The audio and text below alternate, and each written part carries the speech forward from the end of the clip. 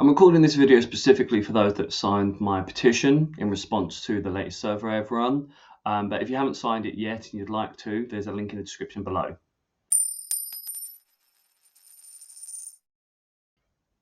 Hi guys, I'm Richard Winstone, as you already know, with Over 50s Money.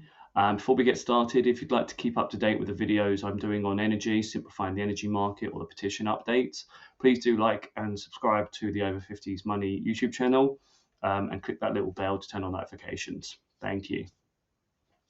Right, so this video is specifically in response to those of you that have completed the Moving the Energy Petition Forward survey that I created last week or the beginning of this week.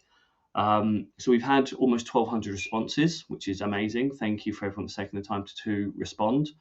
And we've had about 350, 400 comments on there that I just wanted to address, some of them in bulk, if that makes sense. Like I just don't have the capacity to reply to everyone individually.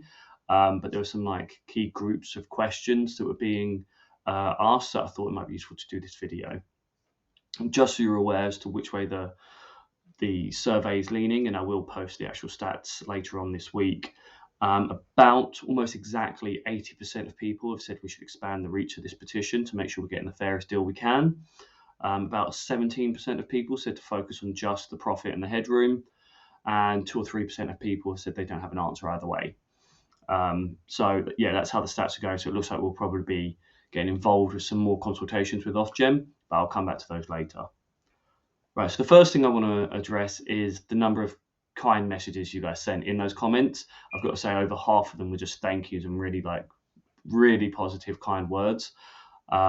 I really appreciate getting messages like that. It's very self-rewarding to know that the work that I'm doing is actually helping real people, and getting those messages it overwhelms me a little bit. So thank you for sending those. Now on to the other questions that were being asked. There were a few that I thought should be addressed. The first one being whether or not Ofgem is fit for purpose. I'm addressing that first because it's a quick and easy one. I don't know, and it's outside of my remit. It's not something I'm looking at. I'm not looking to overthrow Ofgem. I'm trying to work with them here in their own way so that we can get what we want. So yeah, I'm not going to say one way or another whether they're fit for purpose. I do think they've made mistakes. So that's my honest opinion, but then they've done some things right as well, which just makes them human. So yeah, I'm not going to address that any further. The other thing that came up quite frequently in the comments was addressing standing charges. And this is part of the reason I want to expand our remit. Okay, now I'm going to do a whole video on explaining standing charges later on, but there have been some changes. The reason standing charges have gone up so much in the last 12 to 16 months is that Ofgem has done multiple consultations, and 3 or 4 of those have moved costs, like some of the price cap costs, from unit charges to standing charges. So that's why your standing charges have gone up, and they're triple or quadruple what they were last year, because Ofgem have made them higher. And the reason they've done that is it's brought unit charges down, which helps high usage customers. I personally don't think that's right. I think it penalizes low usage customers. I think high usage customers have been able to pay for their bills previously, and because they've got such high usage, most of the time it's possible for them to reduce usage. It's not always going to be the case for everybody. Please don't shoot the messenger on that. I'm just saying generally that's true. And so it would have been better for Ofgem to promote reducing usage, but still helping those low usage customers by keeping standing charges low. I don't know. That's my own personal opinion though. But this is why I want to expand what we're doing with this petition and how we approach Ofgem, because they run consultations on this across the last year. And we've not done anything to address those consultations because we haven't been focused on it. And so the point of this video, the main bulk of the questions that I feel like can be answered, is to explain why I posed this question, why I think we should start looking at other things and not just the profit and headroom. And that's because we've changed how we work with Ofgem now.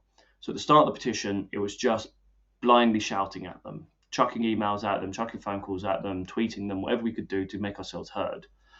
And that worked. In fairness, that worked. They opened the gates, we're in the doors. It's great. But now we know what they're doing when they do it, and this is all online. Like, I didn't realize this existed before. They've shown me this, but they post all of their consultations online. And what they say is these consultations is open to everyone. Any person, anyone in the public can respond to the consultation. But that also includes businesses and companies.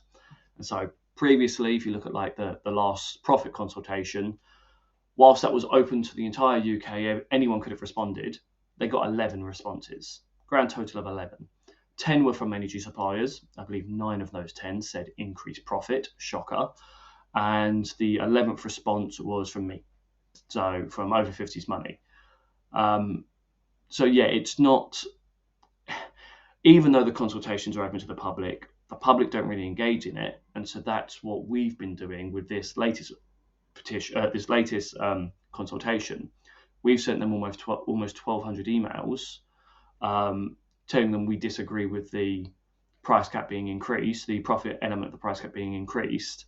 And this time, I actually went through the 90-something page document, wrote out genuinely good answers for each of their questions, answers which they would have to justify going against, if that makes sense.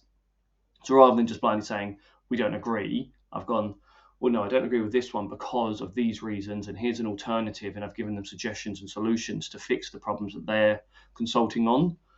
And then I put that in a nice document, sent it to you guys, and you sent that same document to them almost 1,200 times.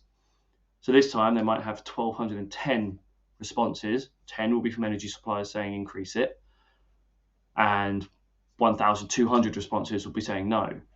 And I think Ofgem have an obligation to go, well, the majority of people said no, so we say no. Historically, that's not been the case, where we don't really get involved with these consultation processes. And that's why I'm saying we should do it now, because a lot of you asked whether it makes sense to win the first battle and then move on to the next. Well, Ofgem tell you what battles they're fighting on their web pages, and they give you a deadline to fight them. And once they've made their decision, it's really difficult to get them to reverse it. We'd have to do whole new petitions for each decision we want to change. Whereas if we go during the consultation process and put our thoughts forwards, they have to consider our answers at the time of making the decision. And then they have to justify those answers as well. If they go against what we've said, they have to justify why. So we're fighting them at their own game. This is the way that we make change going forwards. And so, yeah, here, for example, this is their consultation page. It is open to the public. Anyone can come on and look at any consultations they've got on there. They have 2,760 consultations. That's since 1999. Everything they do is consulted on, and it goes to the public. So in the last 24 years, it averages almost 10 consultations per month. And each consultation has a document that's between like 30 to 130 pages. As I said, the last profit one was 90 pages. So I'm not proposing I go through each and every one, but I am saying I can take on slightly more, and that we as a group can take on slightly more and make more positive changes going forwards. And the sooner we start that, the sooner we start working on these open ones, look at that, 2 new ones today, the sooner we're able to make positive changes to the energy market. As I said, about 80% of people have agreed with me on this. So I will be using I will start looking at other consultations, putting forward my thoughts and answers, and trying to come up with a plan on how we work together to get the best outcome for consumers. For now, I'm going to start looking at some of these other consultations and proposing my thoughts and opinions, putting them to you. And as always, I'll ask you to do something. If you agree with it, if you don't do it. If you disagree and if you've got changes you want to make to my answers, anything like that, make those changes and send them on to Ofgem. I don't mind whether you're completely against me 100%, but if you consult with Ofgem, then at least Ofgem will have more opinions on what the public want, on what people actually want to see, and they can make the right decision for the group. That's how democracy is meant to work. So yeah, that's everything I've got for these responses to that survey. I want to thank everyone that has answered it. I won't be sending it out again as a link. I also want to remind everyone that I believe today is the last day of the EBIT consultation being open. So I will post a link in the description to this video, which goes to my response and the instructions on how to handle that response. It'd be really great if anyone that doesn't want to see profit increase can go through that process and send the emails to Ofgem so they've got your answers. Again, thank you all for the support. I'll keep you updated as best I can, and please do subscribe to the YouTube channel. I'm putting a lot of time and effort in the next couple of weeks to get this simplifying energy video series complete, and I think there'll be a lot of useful information in there for people that are just interested or want to understand how things work, why they work the way they work, and how we can improve them. So yeah, thank you again. I'm Richard Winslow, over 50s Money, and I'll see you soon.